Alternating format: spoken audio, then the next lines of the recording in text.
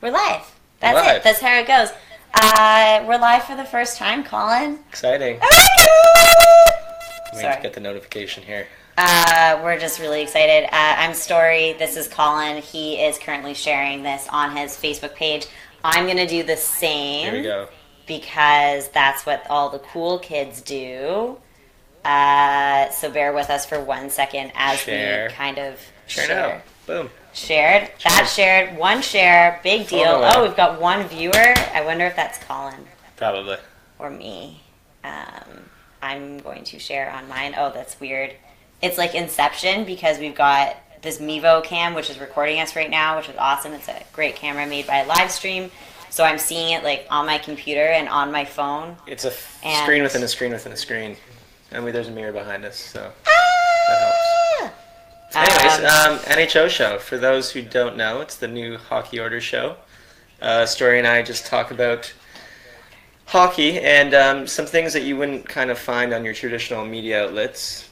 And we go into some depth, mostly on, we try to keep it to the new era of the league. You know? We do. We want to talk, so kind of our concept for this, if you don't already know, our concept is that we're new to this thing, and by new, I mean we've been watching hockey for a long time, but we are new to the podcasting world, new to the broadcasting world, new to this like inner sports world behind the scenes. So we want to focus on what's new, what's trending, and not give you the same information, questions, comments that you might get on from kind of tried and true analytics guys. Yeah.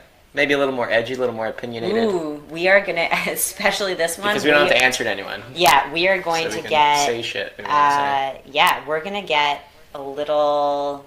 We're probably going to get pretty political on this one. So if you've never listened to us before, have fun. Good luck. Okay, here we go. Topic number one. The dust is settled on the first week. Yes, the dust is settled. We're into the second week of the season here, and there's some overreactions. A lot of events have happened over the first little bit in the NHL, like all the hat tricks, for example. Ovechkin's not going to score 300 goals. Do you think? I mean, I'd like to see it, but he's already slowed down. It's not actually possible. Yeah, he had 7 goals. That is physically not possible, so that's okay.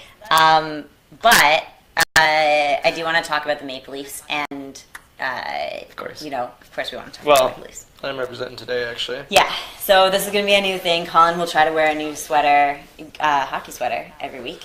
Yeah, see how many I have. I'll probably top out after 10 episodes or something. But I'll start borrowing from friends. When you start wearing the Minnesota Wild ones, I'll just not. That's your Christmas present. No. But overreactions in the hockey world, definitely overreactions to the Maple Leafs winning right off the bat. I think that was just ridiculous. I'm a Maple Leafs fan, and so often you have to go, and you're an Avs fan, so yeah, also a Leafs fan though. Yeah, so often you have to go. You tell your friends, "Oh, I'm a Leafs fan," and then their reaction is, "Oh, I'm sorry," and you're like, "Have you watched hockey?" Yeah, not lately. Have you watched hockey the last 2 years, 2.5 years, even 3 years, when there was the lockout and they made it to the playoffs only to get knocked out by the Bruins in Game 7 and triple overtime? Like, have you not been watching? Yeah, and a lot of people are playing the parade, and I mean, Vegas is giving us the best odds to win it. And in Vegas, so maybe it's not so much an overreaction. It's like 6-1. Obviously, they're going to settle down a bit. They still have to learn to win in the playoffs. They do. So maybe pump brakes, but it's exciting. Yeah, and I mean, the great thing about the Leafs is that you can actually finally see progression and experience. This time last year, if they were on the same trajectory, would we be saying that they'd make the playoffs? Probably not. They didn't have the legs. They didn't have... I mean, they already had tired legs from... Got it. That's awkward and weird. They already had, tired legs from World Cup for those guys who played last year, but they just weren't, even... if you had looked at the team that they are now and looked at the team that they were last year, even if they had the same record, I don't think we'd be having this conversation. Well, no, I think we'd be planning that Stanley Cup parade. They were just so like unproven at the time. Obviously, like no one really knew what they were getting with Matthews, Nylander, Marner all entering. Well, they had 7 rookies last year, I think, right? So yeah. It was a big question mark, and then they've kind of proven themselves, and Matthews just looks like he's not taking a step off the gas pedal at all. If anything, he's solidified himself as like a top 5 player, which is incredible. Funny story, though, about like expectations year to year. Yeah. Good friend of mine, I'm sure people that are watching will know, Brock Murphy. Huge Bruins fan, hates the Leafs, has his whole life. Made a bet last year that I made a bet that they would make the playoffs within the next 2 years. Obviously, I won that bet last year. Last night, he was telling me, this is how much he's changed his tune in a year, that he believes they could win the Cup this year. Like, he believes they could be in the conversation. Really? Which is like, that just goes to show the people that, even the naysayers out there, they're starting to come around.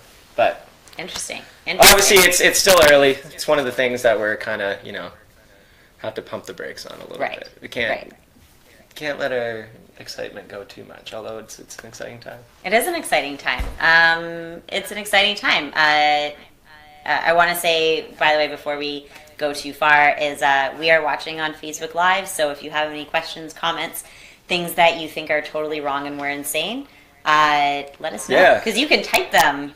A lot of times we ask you to... we can choose not to answer them. And we can choose not to answer them. Or, So, comment and let us know what you think for the people who are watching. And then listen, and unfortunately for the people who listen later on, you can tweet us. We're on Twitter. Yeah, it's a big new rebrand, the NHO Show, our guest brand explosion, you could say. It is. So we're at the NHO Show on Twitter. You can find us on Facebook. Obviously, we are on YouTube. You can just search the NHO Show. Kind of a big, fun deal. So now we'll get back to hockey, because we know that's really what you guys are looking to us to talk about. I want to talk about Vegas for a little bit, because last year you and I were so harshly critical towards Vegas. I mean, for good reason. Yeah, they had it coming.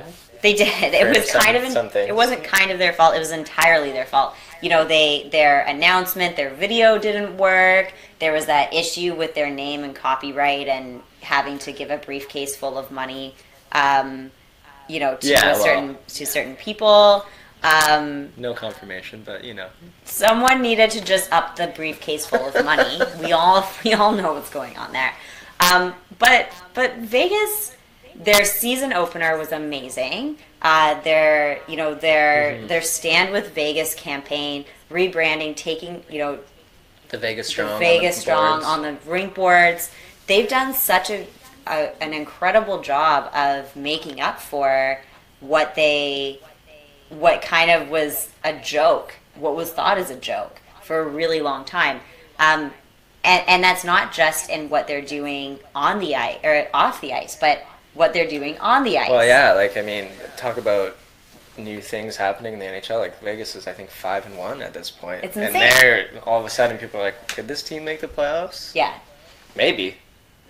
But we talked about last year. One of the things that we liked about Vegas was their coaching choice. Yes, of course. So I think that obviously has a huge impact on how they're performing on the ice right now. But, Vegas is it's an exciting time for them. I think they're really taking...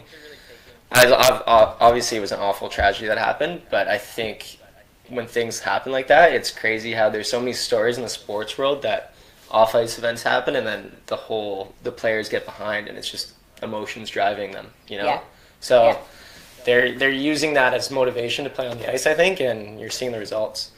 But to your point about young players coming to the league, Vegas has a lot of guys that haven't really had the opportunity to show themselves. And that's why I was kind of the most intrigued to watch them this year, because situation and playing situation for young players is huge on how they perform in the league. And guys like Brandon Leipsic, who I was always a big fan of when he was on the Leafs, never could get the chance, is showing how he can be an effective player in the top 6. Yeah. And Alex Tuch's another guy, and the Minnesota's held back. They've got a lot of depth there, so... One of the top lines right now. in the league, and 2 rookies. 2 rookies. Is there a way that we could like leap and roll, or like tuck and like, like tuck and roll? Leap and tuck? Tuck and no. Tuck and well, leap? there's Ship I think on that line Oh too. man, okay, So all right. that's Well, ship, leap and tuck. There we go. But like, no, I think we'll think of something. Maybe. We'll think of something. Tuck and roll for me, anyways. We gotta get somebody on We're not that Ron team. McLean yet, so maybe keep the puns to a. No, I'm gonna figure it out. Figure it out. If you have any suggestions, tell me. Yet. Anybody. No, exactly what you're saying. I completely agree. They're such an exciting team, and I feel like you can kind of take it 2 ways. You can take, okay, we're in Vegas, we're the new guys, we're not really gonna go for gold right off the top of the clock. Like, we're gonna let's just be the team, and like, I was still sort of weary of like, how many tickets are they really going to sell? Are they going to be like in Tampa where they're giving away tickets, with your beer when you go, and if you buy wings and a beer, you get a ticket to the game? Like, are they going to need to do that? They haven't. I haven't heard anything from that where like people are buying tickets. People are going to Vegas. People like really, really, really want to see this team play, and this team has done nothing but be happy, and and has done nothing but be positive, and hasn't gotten into any trouble, and are really just I think they're doing what they need to do. Yeah, I think they've really embraced the community, and the community's really embraced them. And I think a big part of it is that there's no other big ticket in town as far as sports is concerned, other than the hockey team now. Like Tampa Bay has the Buccaneers and the Rays and all that. But so that's a huge advantage. And I mean, Canadians, I already have some friends that are like, let's go to Vegas for my bachelor party and go see a game. Yeah. So Canadians, it's a good excuse to go to Vegas, or the Leafs are playing, which they are on New Year's Eve, or any other Canadian team, like from Calgary or Vancouver. It's a really cheap flight. It's already on the West Coast, right? So it's very true. Quick and easy. Okay, so they're going to do pretty well. But yeah. They are going to do pretty well. So let's bring it back to young lines, because we are all about the young guys, the rookies, the players that are changing the game, one shift at a time, who are blowing records out of the water. Who are some of your top young guys? Top young lines. Well, I think Jesper Bratt in New Jersey. And, the whole Devils team is another one of those teams that, like, can they keep it up, right? So they're doing really well. I actually think they can. And Jesper Bratt is kind of like, Devils fan. Who knows? He just came out of nowhere. Is an exception to the rule. 6th round pick last year. Yeah. And now, like, one of the league and rookie scorers. And on that line, I think he's with Zaka and Gibbons. And Zaka was a rookie last year and didn't. Obviously, the whole Devils team didn't do that well, but he didn't really, find his place. He's starting to play better. This Gibbons guy, I've never even heard of, to be honest. But I think he's an overage rookie, probably 22, 23. But just 3 guys you throw on the line that you never really heard of, and they're killing it. Yeah. So there's one. There's another one. Oh, like, I always am amazed at how the Blue Jackets have Werenski and Jones. Again, they're not rookies, but sophomore and I think 3rd or 4th year in the league for Jones. They're the youngest top defense pairing, and Columbus is one of the best teams in the league. Like, it's just, I can't believe how lucky the Blue Jackets are to have those guys. Now, so let me ask you this. Do you think that with all of these kind of hotshot young guys who are coming into the league, are we starting to overlook the veterans? To an extent, I think so. I think they put young guys are key because of their contracts, because their entry-level contracts are huge for the salary cap. If you can have a guy making $800,000 or making $2 million, but they do the same thing, obviously you're going to take the $800,000 guy. So that's one. The speed of the game's another one. That's why it took so long for Jaromir Jagr to find a home, although he's, again, kind of an exception to the rule. But, yeah, I mean, you see it now. There's guys like, I think he's done, for example, but Ginla, who's still, like, not retired, holding out there. But the amount of professional tryouts you see these days from free agency, because, like, Cody Franzen, he's a good defenseman, but the teams always want to see what they have before they commit to a guy. And like I said, it all comes down to money. So it's definitely a young man's game. and I think we're going to probably see more and more of that. So that's a good point. So I personally, and you and I have talked at length about this, I'm personally not a massive fan of the 1-year contract. Yeah. For a few different reasons, but also I am a fan, so I go back and forth between this. I love the 1-year contract. I love the 1-year contract because you've pointed out before in the past, it does really gives the team a good chance to see what is this guy like. And in a case of like a Yager, where he's, in his 40s and really is like, no, seriously, this is my last year, it works for him. But for a guy like Dominic Moore or Patrick Marleau, like, for some of these... Well, Marlowe's getting paid 3 years. Right, so 3 years. So, but like for some of these kind of older veteran guys who are going to bring a lot of leadership to the team, why just give them a year? It just kind of says to me, and again, I'll put this out because I think I am a jaded Toronto in general fan, because I've seen what, when the Jays, for example, when they were like, okay, we're gonna trade a whole bunch of guys, we're gonna pick up a whole bunch of guys, we're gonna make this playoff run, and only to be disappointed, and disappointed in the sense that like we didn't make it to the end. Because we couldn't. It's just there wasn't that experience. But if we were able to keep some of those players for the year after and not lose those, not lose price, there might have been a better chance. It's like when you go and pick up a player. That's a whole different discussion. I know, and we're talking, and I really can't talk about baseball. Like I can really only talk about one team, and that's about as far as my baseball knowledge goes. But when you say, all right, look what we did without these players last year. We made it again through the first, we almost made it through the first round of the playoffs. And then you go and you pick up a bunch of guys because you say, okay, this is going to be our year. We're actually on a way faster track to make it through the playoffs than we had originally envisioned. So let's go get a couple of veteran guys to add some leadership to this team.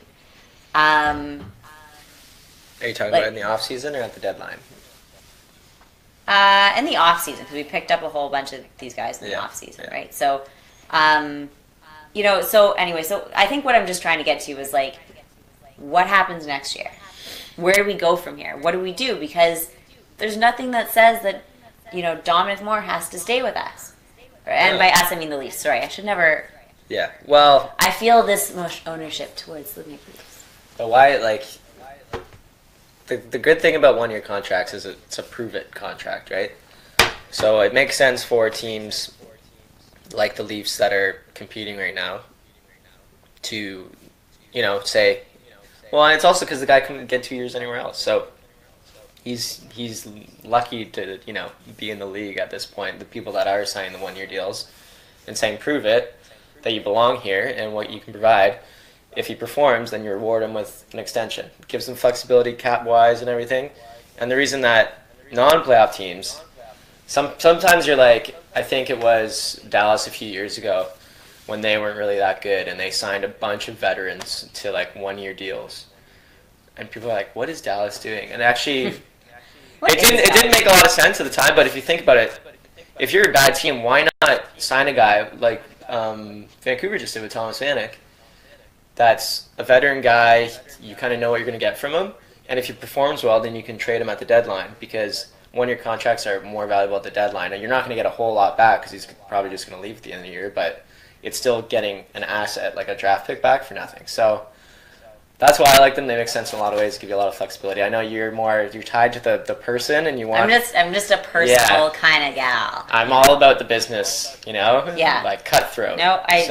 So you'll see that with Storie. Storie gets, she gets her emotions involved. I just like personalities. Yeah. I just like to hear about personalities.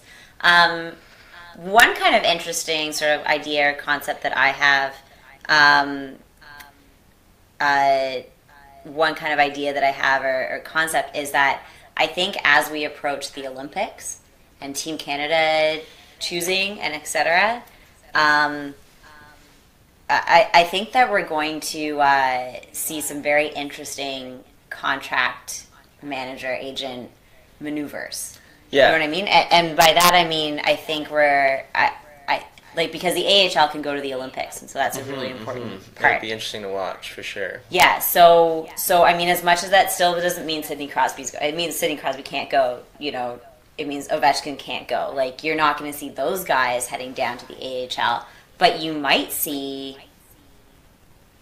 Insert anybody here. Like, you know, anyone who has a two-way contract, you can see that opportunity. Yeah, so young players especially on bad teams, right? Yeah. So my only question with that is what's the deadline? Because teams like before Christmas aren't going to say we're out of it. I mean, unless you're Colorado last year, which we all saw what happened there. But they're still going to say, okay, we want this guy on our team to help us out. Long term might not make sense, but you know, that's how they operate. But say you can wait until around, you know, trade deadline March or something. I'm not sure. no, you can't because in February. Okay, sorry. So yeah, so like you say you can wait till like mid-January or something. And so you got World Juniors, which are essentially going to be a tryout for Team Canada, because you can go to the Olympics once you're 16, I believe. So I think 16 is the age. So World Juniors are going to be that tryout. That'll be it. I think teams kind of get announced in January because they need to start doing training camps, and I think training camps happen like January-ish. Yeah, so I'm curious if it's going to be kind of like World Championships is when a team gets eliminated from the playoffs, players didn't go to the camp or whatever, they're just on the team. So like say, I'm just going to use Colorado as an example because I'm familiar with them. Say it's mid-January, Colorado's not in the playoffs, and they're like, okay, we want Jost and Compher to have an opportunity to go show what they can do at the Olympics, so they send them to the AHL. So that's an option. It'll be interesting to see how the teams like Team Canada and the U.S. kind of handle that, and if they have that discussion, say, listen, will you make this guy available, or if they just ignore what NHL teams do and just not. I feel like that's kind of what they're going to have to do, but yeah, it's going to be interesting to see who makes that team, especially with the World Juniors. I'm very curious to see what very interesting maneuvers happen in the next few months. And to your point, like if I'm an agent, that's probably the best. Agents are place, making their money, right? That's probably the best place for the guy to develop, but there's just so much politics to be involved with that. All right. Well, speaking of politics, we mentioned at the top of the show that we were going to get pretty political, and this is the point where that's going to happen. So it's not something that happens every week, but at times where you can sit and reflect and think about the politics of around sports, around the NHL, I think it's important to note, so with the NFL players kneeling for the national anthem, that's been a hot button topic for over a year now. That started last season with Colin Kaepernick kneeling for the national anthem, for the American national anthem, and that's continued through. Now you're seeing more and more players.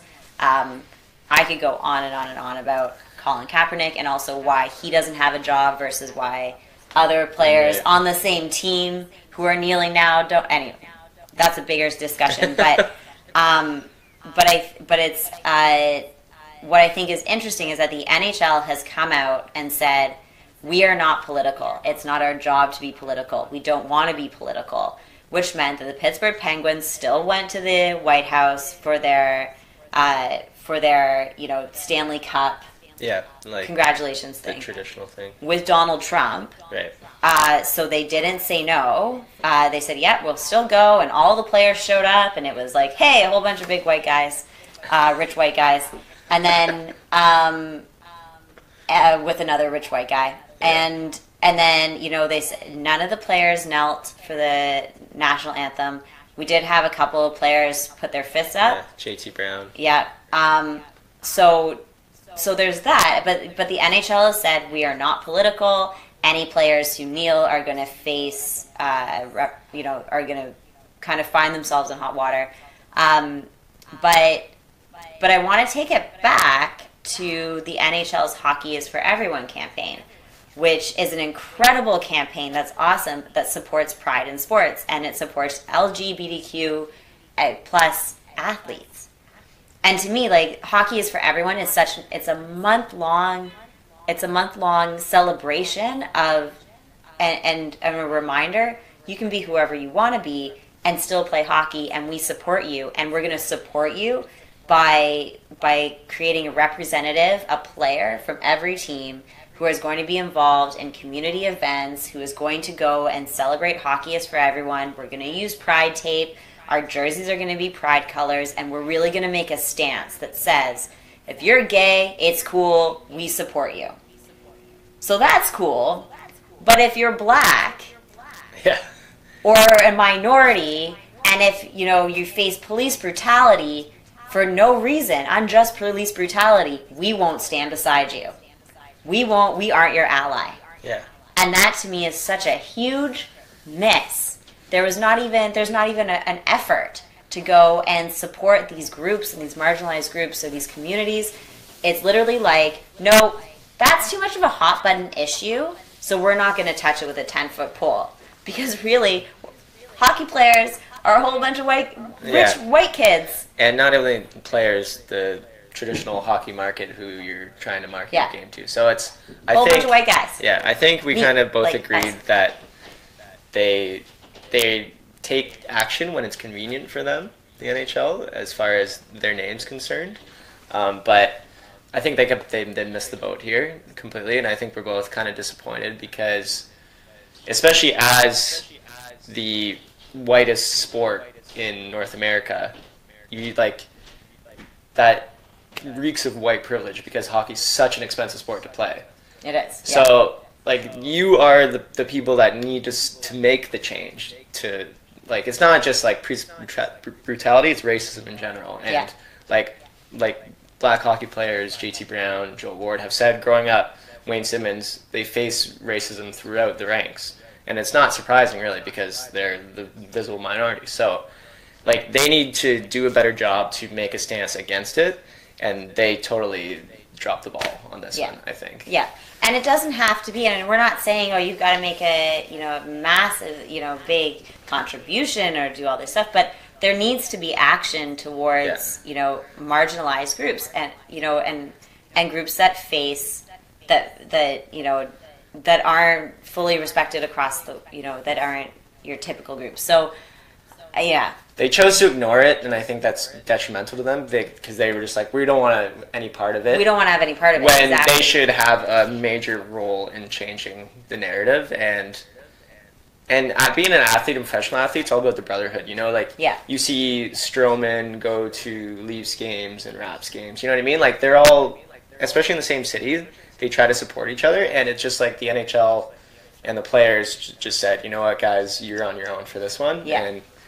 it didn't really look good. No, and I agree that we both are huge hockey fans, and it just didn't sit right. Yeah, there just needs to be more effort and more more sort of obvious effort to creating a more equal and just community for hockey players of all backgrounds, socioeconomic backgrounds, races, whoever, women, men, trans, everybody. Hockey is for everyone. Sport is for everyone, and it shouldn't matter who you are or what you look like. And the NHL needs to extend that hockey is for everyone campaign into race and etc. And I do think on an individual level, as far as the players and teams are concerned, they do a good job. But like you said, the NHL as a whole needs to do a better job because, as we mentioned, JT Brown lifted his fist, and I think it came out yesterday or 2 days ago that now Tampa Bay, the organization, came to him and said, well, how can we help? And they're working with local police, and they're doing all these programs off the ice. So players make a difference and teams make a difference, but the league needs to be more involved. It needs to be a wide open league. So, but I hope that with this JT Brown, with his team making a commitment, I hope that does get extended into more and more teams so that it becomes a league-wide league-wide campaign, and it's just. And I think it's important for the white guys need to get involved. You know what I mean? Don't just make it. It's not just his issue. We need to be involved. It's a whole. Yeah. It's everyone's issue. It's not just the teams. It's us. It's everybody. It's you. It's me. It's you. Yeah. So anyway, that was our political moment of the day. Phew. I'm tired. It's getting dark. It's getting dark. It is. Yeah, sorry, we kind We of... need better studio lighting. We do. Next time, we'll have some studio Spotlights. lighting. Studio lighting 101. Okay, where do we go from here? Where do we go from here? Let's talk for a second again about where you can find more information if you're interested. I was gonna say, yeah, like we're gonna also do in addition to our Facebook page and our Twitter account, we're gonna have a blog just to kind of expand on some of the topics that we speak about, because there's a lot to say and we don't want to keep you here for 5 hours. So We could, though. we could. With all the tangents we get Yeah. on, we actually have been really good. Today is kind of a. I think it's because we're live, maybe. But, We're live, so if you have yeah. questions, comments, you agree, disagree, you want to tell us what you think, you can type them in that comment box and we will see them. So yeah, we're gonna do a blog to, for example, this week we've touched on young players and kind of opportunities and routes to the NHL. So there'll be a post coming out within the next day or a couple days or whatever, and it'll kind of go into how kind of the route to the NHL has changed for a lot of young players. We've seen it with Austin Matthews going to the Swiss League. A lot more guys are going to the NCAA, so it's not all just CHL and done. They want to prepare themselves a little better, and we'll get into that a little more if you're interested. We will. I do want to touch, so kind of our last point, and the last thing I want to touch on is Which relates because you mentioned Austin Matthews. I want to talk about player patience. This is kind of an interesting concept. So Mitch Marner recently demoted down to the fourth line, which is headline news in Toronto. Headline news. Oh my God, Mitch Marner down the fourth line. The fourth line is still really, really good, guys. Trade him. Get him off. He doesn't deserve to be here anymore. I'm kidding. That's just what people are saying. Yeah. I love Mitch. Of course we do. So, but the thing that I think one of the most eye-opening things that a player can do is they can say at some point, if they get demoted down to the fourth line, they can go down kicking and screaming and throwing a tantrum. But Mitch has just been like, nope, I'm going to try harder. I accept it. That's great. I'm going to do my best down here and learn and be reinvigorated. There are players out there who have to be patient. They all can't be Austin Matthews. And this kind of goes back to the, Austin Matthews versus Mitch Marner. These guys are the same age, and they are miles apart in ability, in maturity, in how they, and just how they are on the ice. But there are a lot of instances where patience pays off at the end of the day. Oh, I mean, I think I was just thinking there should be a drinking game. The amount of times we say Austin Matthews in a show, and you have to take a sip. But maybe I would be drunk by the end of it. Or how much I love the Maple Leafs. Yeah. I would also be drunk. Anything Maple Leaf related, I have to take a drink. Well, I think people do overreact with young players a lot.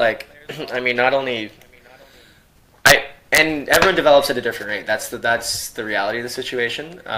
Mitch Marner, Babcock's thrown him on the fourth line because he hasn't started the season out tremendously. He's not really on the score sheet. So putting him on the fourth line, sure, it kind of gives him a wake-up call, but it also makes him face easier opponents in general. Easier defense pairings, easier lines that he's against. He's not with the most skilled guys on his line, but it probably gives him more time with the puck to do his thing. And I think he's been playing well, and the points will come. But to your point, though, Alex Galchenyuk in Montreal, he's been put on the fourth line. That's a completely different situation because they're starving for goals, and they're trying to do everything in their power, and it's not working out, and that relationship's really getting severed. So it all depends on, I think, the coach and his message to the young player when they put him down the line, and with patience with young players. I mean, Sam Reinhart, Sam Bennett, top 3 picks in the draft, still kind of haven't hit their stride. I mean, Sam Reinhart did put up almost 50 points last year, but he started on the third line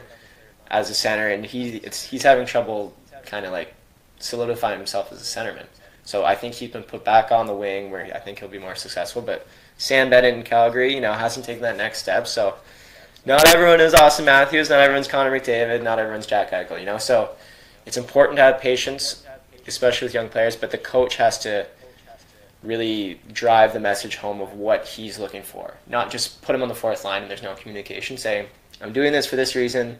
We want you to succeed, Give him some more power play time. So There you go. I wonder, and here's something for your analytics mind. Okay. Hit me with it. Come back to me next week with your answer. Okay. I'd like to know the post. So okay, for what I'm trying to I say. like when you have these questions for me. Yeah. So I have this very fun question for you. So Mitch Marner. Yes. Played World Cup, full season of hockey, and then went to did World Championship. Great. Austin Matthews did World Cup, full season of hockey. Wait, Marner didn't do the World Cup, did he? Yeah, because it was the first time we were going to see Austin Matthews and Mitch Marner together, I believe. Are you sure he was on that team? Anyways, your point still stands with Austin. Okay, but Austin didn't do World Championship. So the players that did length of season in relation to performance at the start of the next season. Yeah. All right, I'll look into it. I mean, it's a good excuse. Well, other than just pure motivation, I think that's why the Chicago Blackhawks kind of, and I think it's more. It shows more not only in the beginning, but as the season goes on, fatigue. But when Chicago was having all those deep playoff runs, Pittsburgh's having all these deep playoff runs, really wears on you over time. And I think you have something there. Yeah. So I think this really applies to young players. Yeah, I don't think because Sidney Crosby, they're not used to the affect Sidney Crosby. Yeah. So young players, they're like first 2 or 3 seasons. Okay. Yeah, I hear you. Length of season, next year performance. Games per. Yeah, games 365 days. Exactly. Yeah, and I think there might be but I think also you need to take into effect international tournaments like World Cup and World Championship where you're playing literally every other day. Right. And there's really no days off. And off. time off in between. Yeah. Right. Okay. Yeah. So I mean, I guess the big games played over 365 days. Yeah. But also I'll figure it out. And shortest. I know what you're talking about. Adding fatigue in there. Yeah. Well, a few variables. Come back to us. Yeah, I'll see what I can do. It won't be the right answer probably, but it'll give you some. It'll be an answer. Context on the situation. Yeah. To be continued because literally you're fading out. Yeah, I am. It's like the Ghost Edition, the Halloween edition. I'm not. I am Spooky. talking. We should have switched because I'm in white and you're in dark. Oh, that's fine. They don't need to see my face anyway. Can everyone see Colin now? Yeah, I'm reflecting. All right, okay, so that was the NHO show. We're back for a brand new season. We're going to be here every week. It's Thursday, so we're going to, hopefully every Thursday is ideal. Yeah. Stay tuned for more updates on where you can hear us, where you can watch us. You can tweet at us at the NHO Show. You can send us comments. You can find us in the street. If you live in Toronto, it's pretty easy.